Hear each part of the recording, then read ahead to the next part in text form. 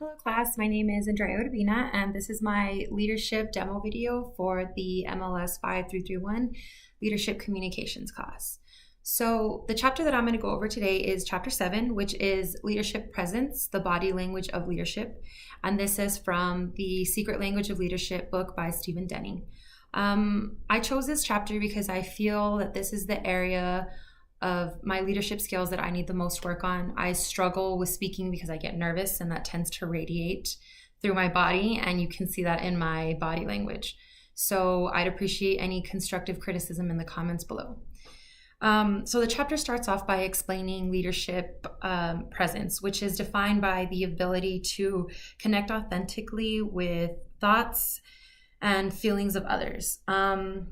There's many aspects of leadership presence, such as committing to a clear and inspiring goal, but this chapter is more focused on body language and how your message is getting across through your bodily movements. When we truly believe in our message, we exude an energy that lets the audience know that we believe in what we're saying. Are we passionate? Do we truly feel that we're getting our message across the way we feel is correct? As I've mentioned, I tend to get nervous, so I'm sure that I'm letting that show right now, but that just proves out how crucial our body language is when we're trying to communicate with others. Denning mentioned that body language is important because, like I said, our audience is aware of our emotions. They're aware of our bodily cues that I'm giving off or that the speaker is giving off. So, what message am I trying to get across aside from trying to teach a lesson? But we see that in several different types of speaking engagements today. Whenever we see a speaker talking, that's one of the first things that I look at is how are they moving? Are they making eye contact with us? Are they making sure that they're standing up straight? Are their shoulders squared? According to Denning, leaders communicate through their body language, and this is going to speak much louder than their actual words. As I mentioned, that's what I pay attention to now when I see a speaker, anyone speaking for that matter. Are they speaking with conviction? Are they standing up straight? Are they making eye contact?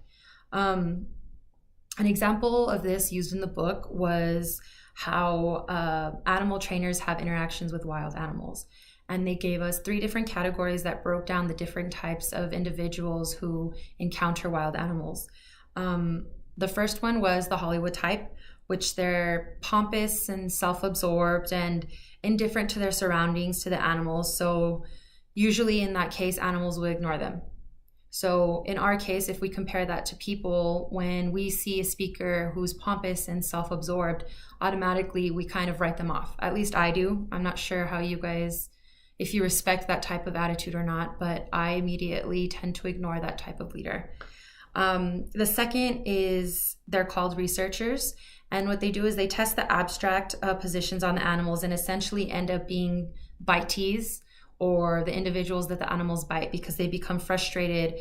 The animals become frustrated with them not understanding the space and kind of just being in their general area without acknowledging them. And then finally, there's the animal trainers who exhibit awareness of who they are and who else is present. It's a mute acknowledgement of the animal's presence to fit the spaces shaped by their perceptions. So in human form, when I see a leader that's aware of their surroundings and aware of who their audience is, and they are essentially trying to connect and make sure their presence is known, then they have my full attention. I feel that this is the type of awareness leaders need to possess in order to relate to people that they're speaking to. I think it's one of the most important things. But that leads me to the next comparison.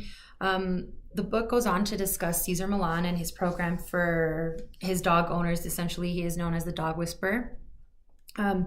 He believes that through calm, assertive behavior, it's necessary for any leader to establish presence, and not only for dog owners, but for leaders in general. Millan demonstrates the difference between being assertive and being aggressive. And I think aggressive body language is, according to the book, it presents an imminent attack to the audience. And to me, when a speaker comes off aggressive, I kind of wonder where they're speaking from. Can they control their emotions? Are they aggressive because they're angry with what they're saying? Do they believe it, but they're letting their emotions get the best of them, so therefore they're letting us know that they're angry about it? It seems to me that it's more of a reactive standpoint than a genuine standpoint, and that aggression is immediately seen when they let it be known. So the opposite of that would be the calm assertiveness that was mentioned by Cesar Millan and Denning. Assertiveness is of effective leadership implies that energy has been harnessed and that they don't offer any imminent threat or attack to the audience. So if a leader practices assertiveness, their behavior exudes calmness and they release any hidden tension that they may have or possess, and they let us know that they're open and they're ready to communicate. That calm assertiveness is a confirmation that the speaker is in control. They own their fears and their desires. So opposite of the aggression, an aggressive speaker being that they're very reactive to their emotions, assertiveness is calm and owning your emotions and knowing that any outcome is possible, but you're not afraid of that. So with that being said, I think that assertiveness also requires that body language that Stephen Denning mentions. He does cover holding your head up high, squaring your shoulders, and making the appropriate eye contact. And this will let the audience know that you're there for them. You're ready to communicate. You're ready to communicate your message effectively at that. And you believe what you're saying. You're exhibiting the body language of leadership. As I mentioned, I think the most important part of our body language of leadership is eye contact. If an individual can't make eye contact with you, then do they really believe what they're saying, or are they trying to feed you fluff? It just symbolizes that you're trying to converse and interact and connect with every member of the audience. And I think that's what I struggle with the most, is trying to make eye contact because I get nervous. So it is important that you make eye contact. And like I said, I'm stressing this because I struggle with it. So Denning did also state that you should throw away your notes, which I'm off from right now, but I hope that you guys will give me a little pass since we're doing this through video. But essentially, Denning speaks of removing any physical barriers. So that would include notes. That would include coming and standing out from behind a podium so that you can fully connect and engage. Essentially, that's where we get back to the basics. Like I said, you want to maintain an open body stance. You want to hold your head up high, stand square with square shoulders, be relaxed, calm, assertive, and your total focus should be on your audience. Even though these changes seem like they're something small, it's major when it comes to speaking. And the best example that I can give you is this past Wednesday, I went to the Women's Leadership Conference and I sat in on Kendra Scott speaking about her company called Kendra Scott. For those of you who are not aware of what that company is, it's a jewelry company based out of Austin. And essentially their main goal is that they always want to give back. So yes, she does run her company as a normal company. However, the most important part to her is that she donates to any philanthropy that is close to home for her.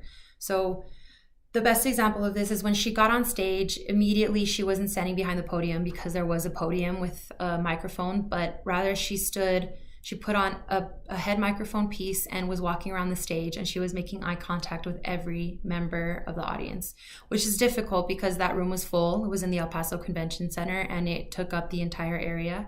So it was tables and tables of people, but she was still able to make eye contact with everyone in the audience.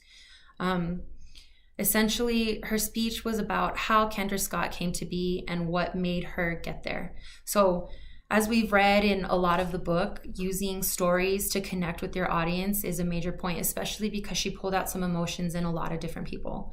To make it short and sweet, her story started when she created a hat shop and it didn't work. She had to close it down, and shortly after she created the hat shop, her stepdad was diagnosed with brain cancer. Very sad to hear about, but it was from that she was able to figure out that she was meant to be in the fashion industry because everybody doubted her. So this was her connecting with the audience and using her story and calm assertiveness to let us know that she believed in what she was saying and why she's doing what she's doing. I think it takes a big person to stand in front of a lot of people like that. As I mentioned, I struggle with it, but essentially she was able to create change and an impact for the Kendra Scott brand because no one fully believed in her, and she utilized that and made it so that she would be and have a successful business. She also managed to get us to donate to any cause that we felt was worthy of our money, which I will say as a broke college student right now, it's a little hard for me to donate to certain areas, but I did feel that in order for me to understand my mission where I am, it's perfect. It's a good example to give back. And that's essentially what her message was. Her quote and her main quote was, "You do good." And all it was is it came from her stepfather, who, as I said earlier, had brain cancer, but those were the only words that he can get out. And she knew then and there that she wanted to create a business that not only gave women the option to have different types of fashion jewelry, but that gave back to others at the same time. She exuded all of the calm assertiveness traits that were mentioned in the book. She had an open body stance. She moved out from behind the podium. She didn't use notes. So essentially it was her transformational ideas and her encouragement for us to do good that made me fully believe in her message and understand what body language really does, because I felt it. I felt her sadness when she spoke of her stepfather having brain cancer. As I said, these are just small basics, but they create a world of a difference when you utilize them the correct way. So overall, I think that this chapter is just trying to teach us how to exude leadership presence, how to exude calmness and release the tension and let people know our message and that we believe in it, and how to effectively communicate that through body language. So with that, that's the end of my lesson. Thank you guys for listening, and I hope you guys took something